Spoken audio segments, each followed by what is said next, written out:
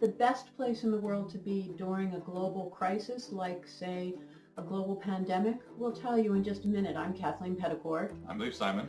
Welcome to a new edition of our Live and Invest Overseas podcast.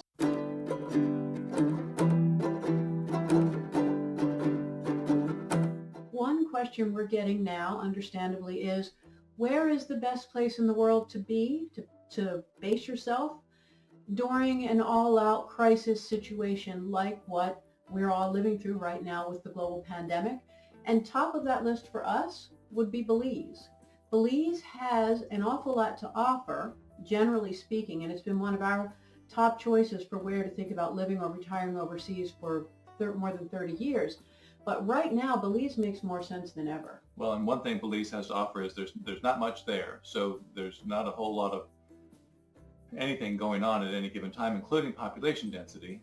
So when I think Belize eventually, at this point, maybe has still less than 100 total COVID cases. Mm-hmm. Early on, they had a couple that were imported. The Belize government actually moved very quickly and isolated those people, and there was no known, anyway, person-to-person transmission within the country. All the cases, in the early stages at least, were simply by air. They arrived from outside the country, right?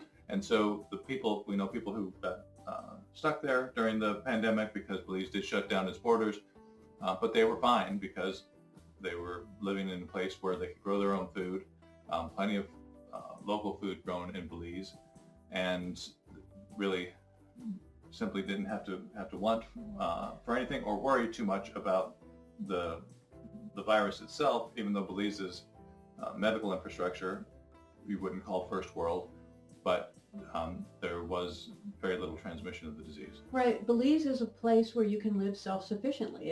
It's one of the reasons we've highlighted it all of these years. It is a wide open frontier. There are all of 350,000 people in the entire country, very low population density, and lots of, again, wide open spaces. So in a time like this, when keeping your distance has real advantages, Belize is an easy place to keep your distance.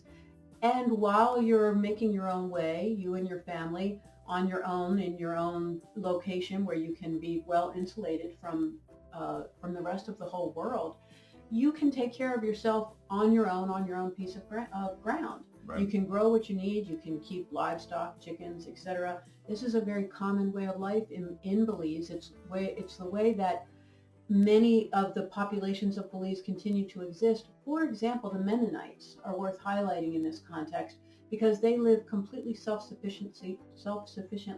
They make everything they need. They grow or they make everything they need themselves. Right. I mean, and then they sell it to other people. They make houses, pre-constructed houses.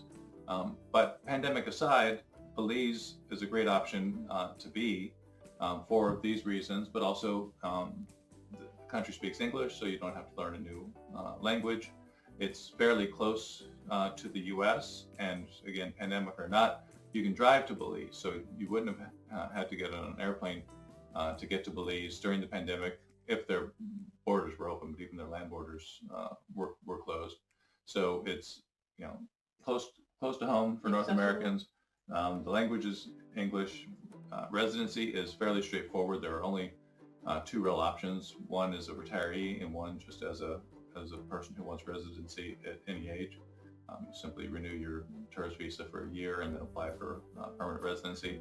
I think that's worth diving into a little bit more because it doesn't get easier, in fact, than that option in Belize. Right. You show up as a tourist. You need no special paperwork or special stamp in advance.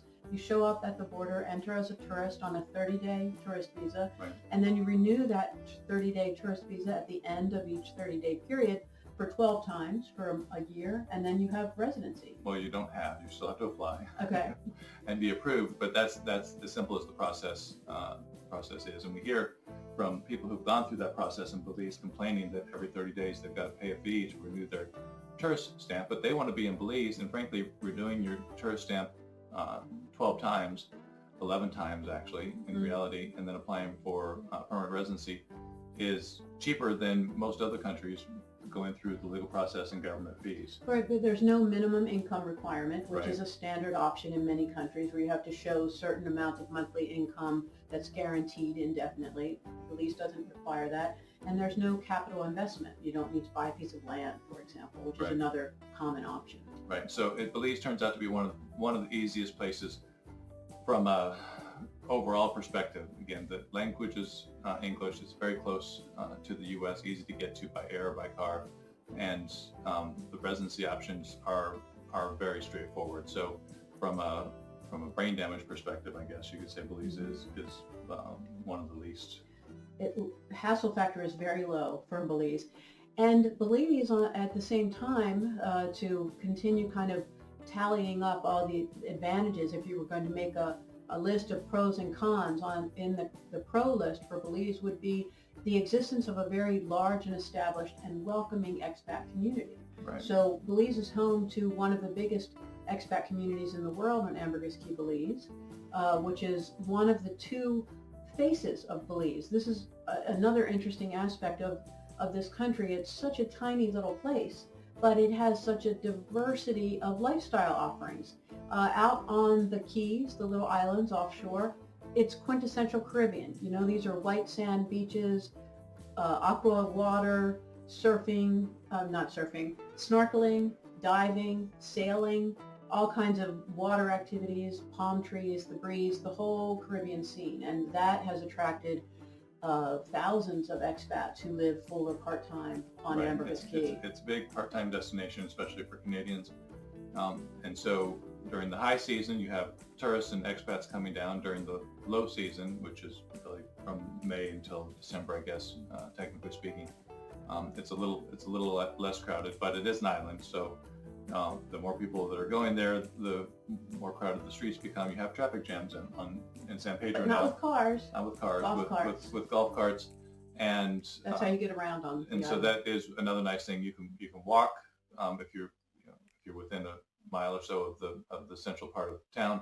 Take a golf cart, or there are cars, vans typically for taxis that have permits to be on the island. Right, And then the other option in Belize, the other main option in Belize is in Cayo. right. This is where we're talking about you'll be self-sufficient. You won't be self-sufficient on the island, but you can be self-sufficient in the Cayo, buy a piece of land or buy into a project that has Mhm. some large lots that you could build on, Right. and have a small farm, and also just bartering with the other locals, because everybody there is kind of doing a similar thing. Right, and some people are, have chickens and have lots of eggs and more eggs than they can use themselves. Some people make soap, for example. People make candles, baskets, furniture, anything that you might need day to day. You can find someone in Cayo, in and around San Ignacio, which is the main town. And in San Ignacio, there's a big market every weekend where all of these people bring their wares and have stalls, and it's an important social event, as well as where you kind of go and stock up for everything that you might need, from food to baskets to clothing to Right. what have you. And not to make Belize sound like a big commune, you don't have to be self-sufficient if you don't want to. You can buy things and not have to barter, but just pay cash again at the markets. There's Belize, in other words, Belize produces plenty of food locally to feed the locals, and then the Mennonites especially produce excess food that they export. In this part of the country, Cayo is the fastest growing region of Belize now. Ambergris Caye for years was where all of the attention was focused, but in the past few years, people have started to pay attention to Cayo because there has been a resurgence of interest in these kind of back to basic ideals, Right. and an opportunity for a very back to basic lifestyle. Even before the pandemic, this Right. was growing in popularity. But especially this year, Mhm. Belize and the developers we know in Cayo have seen a lot of activity with people, thinking ahead. What kind of life do they want to have? And Right. a lot of them are fed up with whatever life they were stuck with back home. Right, this year has put things in perspective for everyone. We've all kind of gone through a period of pause in very different ways around the world, but the world has kind of been put on hold in many ways. Right. And during a period of hold, it allows a lot of time for reflection. And when we all have this moment to think about what's important in our lives, this kind of lifestyle kind of filters to the top as well. That sounds very appealing. Just simple, sweet, basic, about friends, family, community, taking care of yourself and your neighbor, and that's what Cayo Belize is all about. All right. In our next podcast, we'll cover Belize again with some more just interesting snippets on life in Belize, some of the pros and cons in more detail. So thank you very much for joining us. Please sign up for our free e-letter. You can do that at the link below, and we'll see you next time. Thank you for watching and listening. Keep listening, keep reading. We'll be in touch again soon. Bye. Bye, everyone.